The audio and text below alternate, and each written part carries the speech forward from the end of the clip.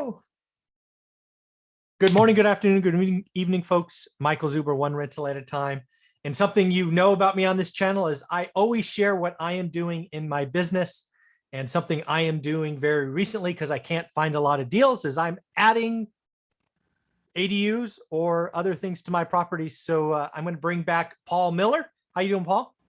Good. How are you doing? I'm doing well, man. Our connection is much better this time since our last recording. I've upgraded my internet, so it should be much better for both of us. So, all right. Yeah. So, so the first thing I want to talk about is you are helping me do my first ADU.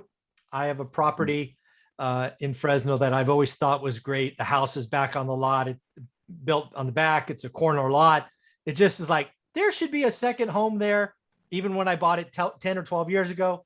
Now with ADU rules, you are helping me with that. So you want to kind of just remind people where we are at in the process, and then I'll show them what we've kind of remind of what I've showed them before.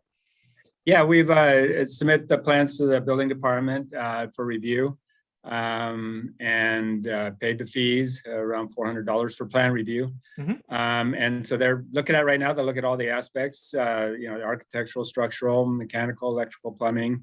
It's a small project, so it's pretty simple for them to review. And that's where that will eventually, once they have reviewed it, they'll send us a notice that it probably has back check comments.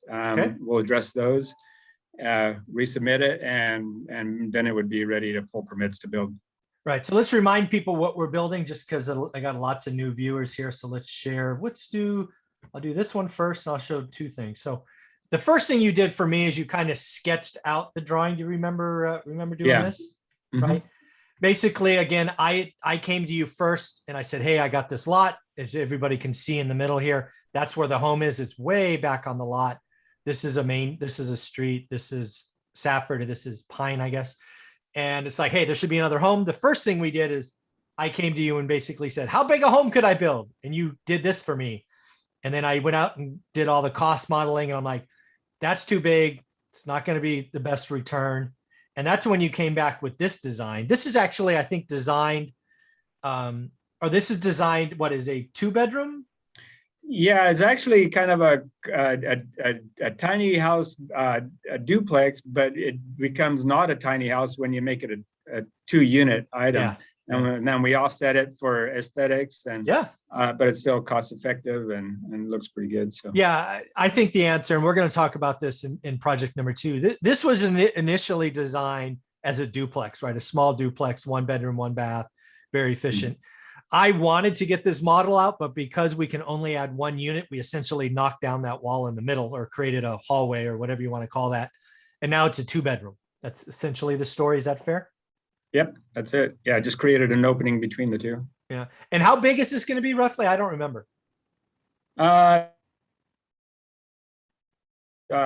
are 300 square feet. So I'm sorry, one more time, 300 each side. So 600. Yeah, okay. 600 total. Yep.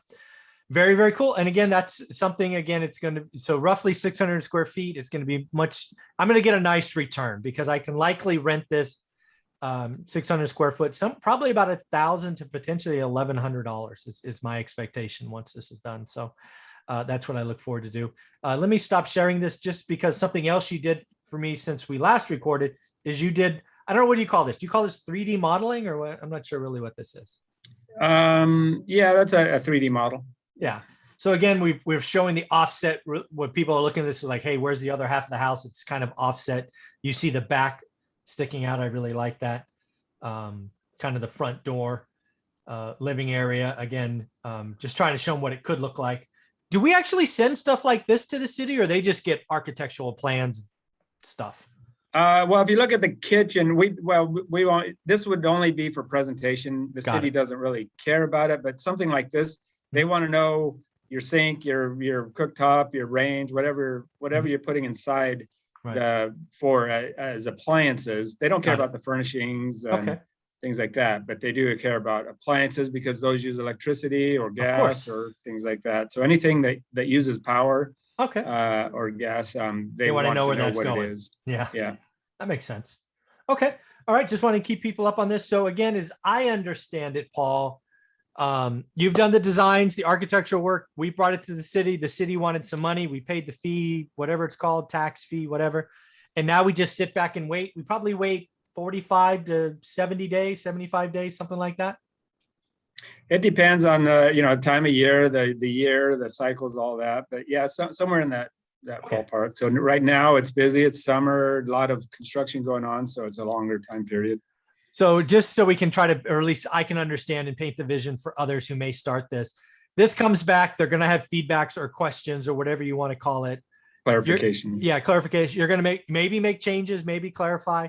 It goes back. I'm guessing that could, in theory, happen a couple of times. But at some point, they're going to give it the, I don't know, the rubber stamp or approved, or I'm not sure what it's called. And at that point, would we, in theory, be ready to break ground, or is there something else after that? Nope, that would be when you could start building. Okay, very cool. All right, so that's where we are. Again, we're probably looking late November, December, given holidays. It wouldn't shock us, or at least it wouldn't shock me if it came back in January. But hopefully I can start building March of next year. Is that? Yeah, I think so. One of the things about doing an ADU that simplifies things is you can use the transform of the power from the main house and cool. connect through there.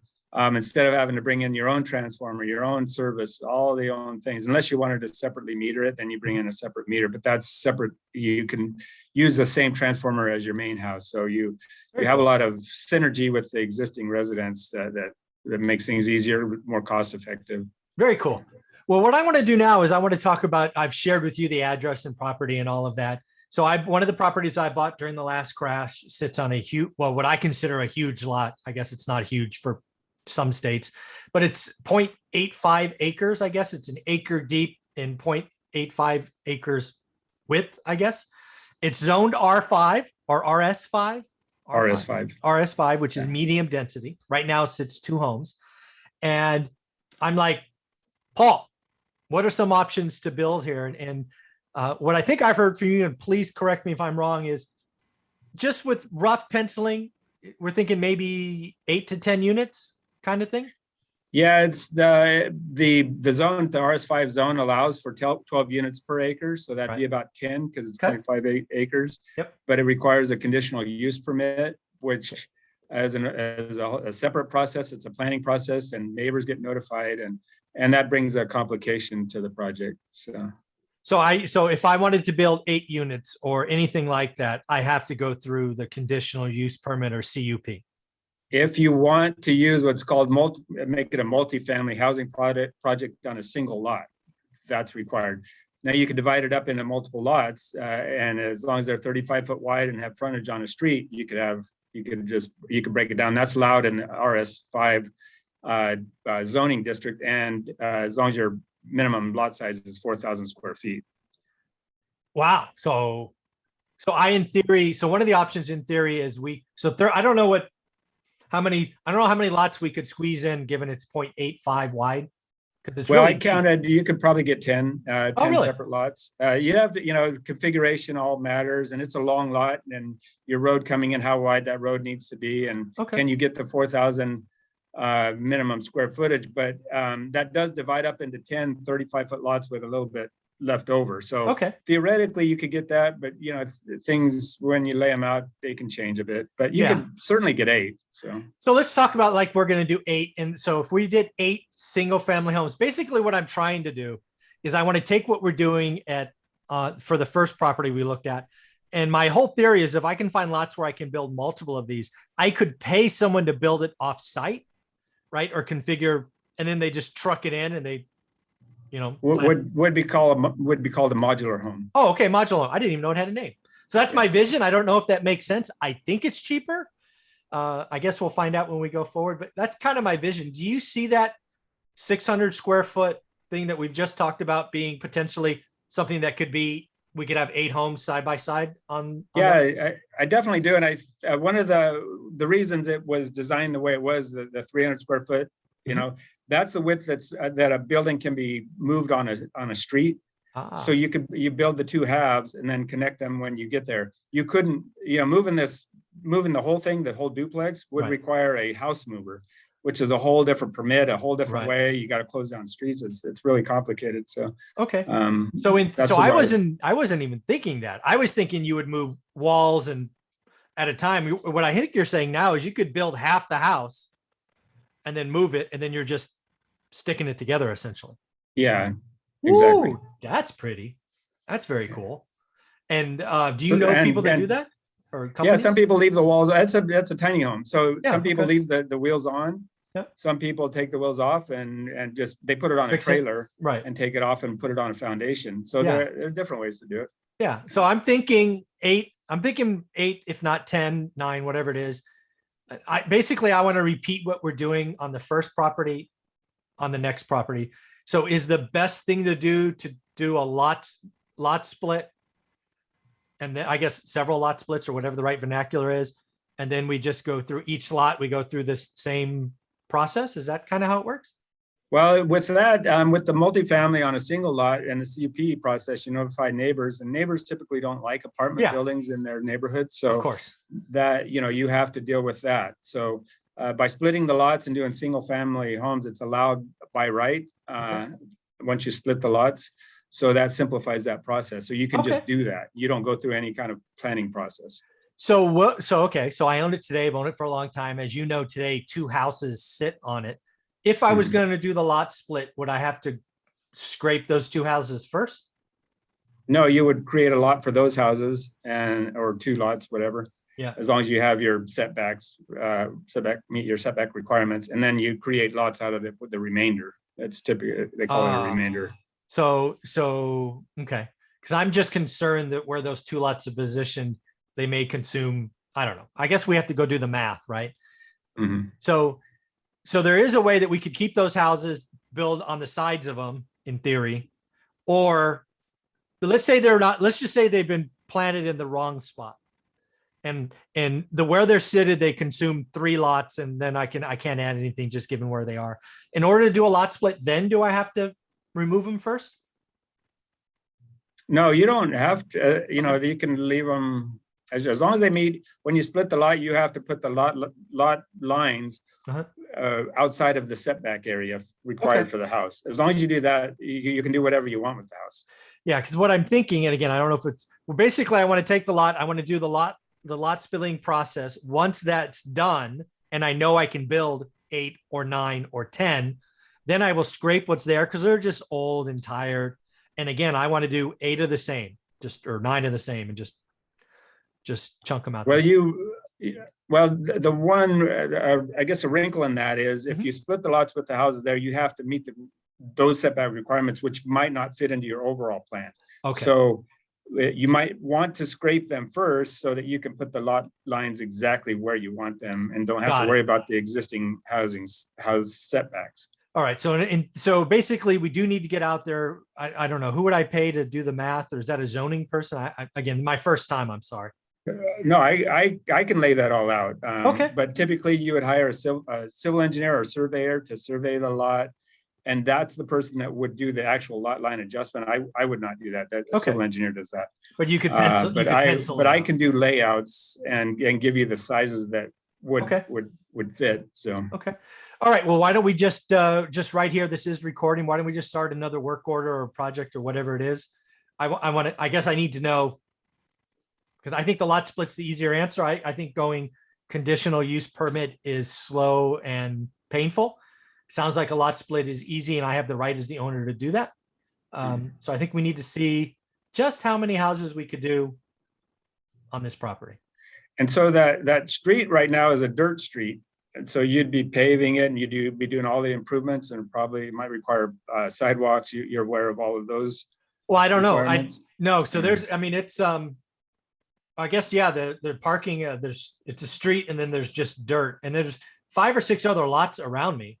Right. And there's some houses and some empty lots in that area. Yeah. So lots coming from, I don't know, from 99. I actually don't know what that street is. That's all dirt. And then like 2 houses deeper, then it just turns sidewalk. Yeah. There's a little, because it used to be commercial, right? There used to be I don't know, a flower garden or something across the street, which is now gone.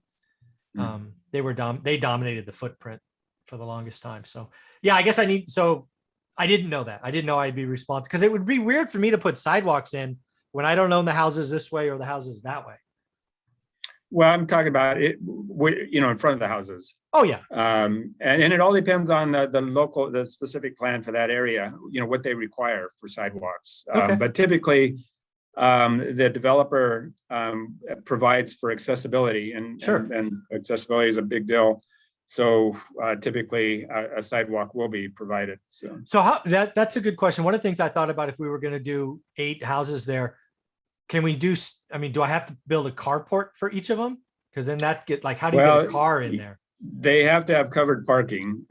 Okay, so it would obviously be in the front, because that's the only way. The specific, some areas require even garages, but at least covered parking is pretty much required around the city, I believe. So yeah, so the only thing we'd have to do there is we'd build a carport in front, and then a walkway or whatever to the house. That's the only thing I could see making sense, because there's an alley between me and my neighbor to the right that I don't think is generally used.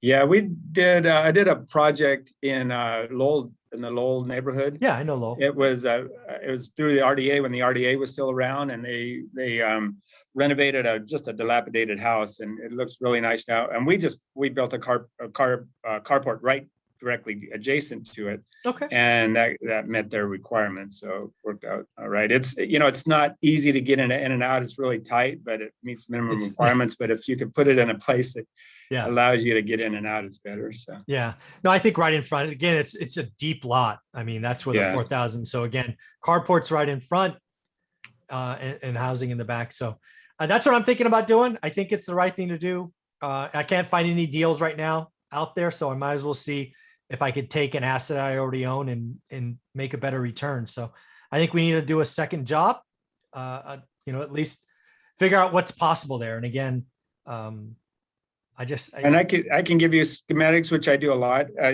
Typically, I like to have a survey of the properties, exactly where they are in relation to the property lines and on the site. But I can use Google Maps or site visits and create a basic plan, giving you a good idea of what you're looking at and setback requirements. That'd be great. I think that's what we need to do. Because again, I think I've always known that property should be used for more than 2, 100-year-old homes or 80-year-old homes.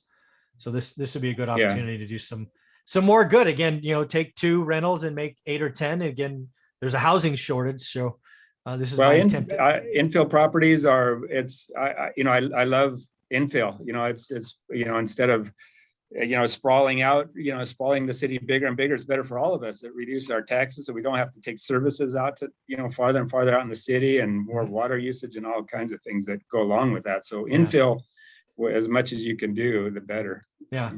So if somebody is a lot of my channel watches, because they're in Fresno, that's where my experience is. A lot of California investors. So somebody wanted to reach out to you and engage your firm to do some design and work like I am. How do you want them to do that? I can visit my website, vernalgroup.com or thevernalgroup.com. And there's a submittal page on there, and you can ask any question. It comes right to my email, and give me your contact information. I'll get right back to you. And again, thevernalgroup.com. Yeah, or vernalgroup.com. Either one. Okay, cool. Yeah. All right, Paul, this has been a lot of fun. Thank you for what you're doing on the first one. I look forward to seeing what we can do on the second one. All right. Yeah, I look forward to it. Thanks, buddy.